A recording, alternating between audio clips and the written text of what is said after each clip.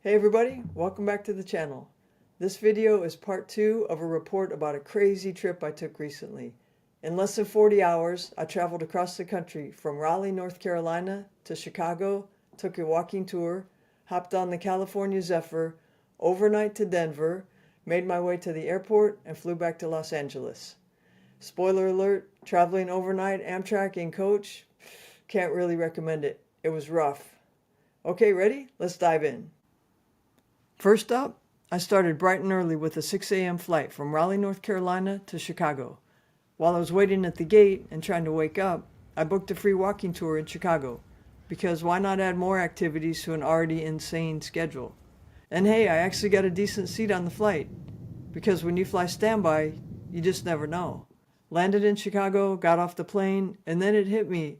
I had absolutely no idea how to get downtown. Who forgets to look that stuff up? Apparently me. Turns out there's a train. Easy, right? Finding the actual train? Not so easy. Between jet lag, sleep deprivation, and O'Hare's confusing layout, it took me way longer than it should have. Definitely operator error on my part. Once I finally figured it out, the price was a nice surprise. Only $8 for a full-day transit pass. Chicago, I forgive you. I rolled into the city, grabbed a quick bite, and made it just in time for the walking tour. We explored the trendy River North neighborhood. The guide was great, lots of stories and good recommendations about what to see and where to eat.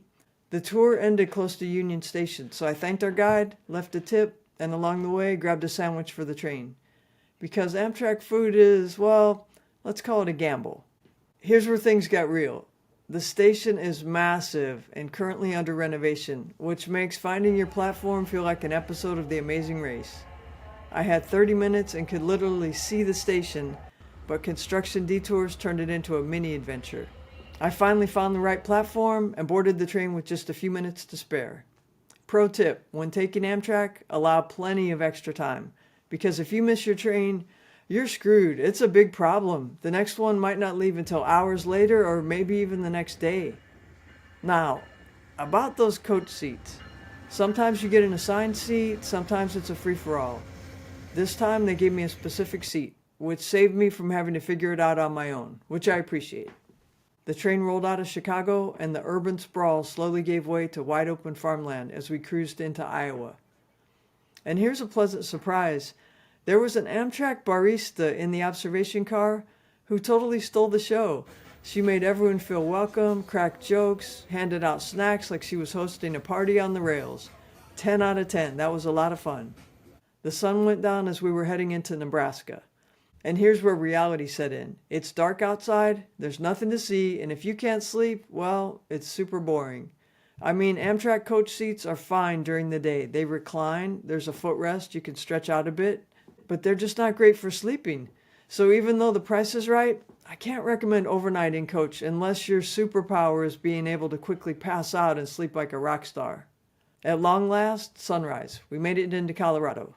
And a small miracle, the train pulled into Denver right on time at 8 a.m. I've heard a lot of horror stories, but this time there were no issues.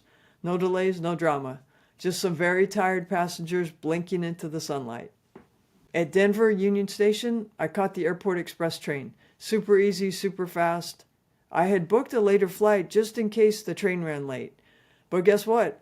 Luckily there was a United flight already boarding, so I managed to hop on at the last minute and got back home easy peasy before noon. What a crazy trip. So let's recap this crazy adventure. Left Thursday night, Charlotte, Richmond, Amtrak Carolinian. Overnight in Raleigh, flew to Chicago, walking tour, California Zephyr, Denver, and back to LA in only a quick 60 ridiculous hours. Thanks for coming along on this wacky journey. If you enjoyed the ride, hit that like button and subscribe for more fun travel stories that don't always go as planned. Happy travels.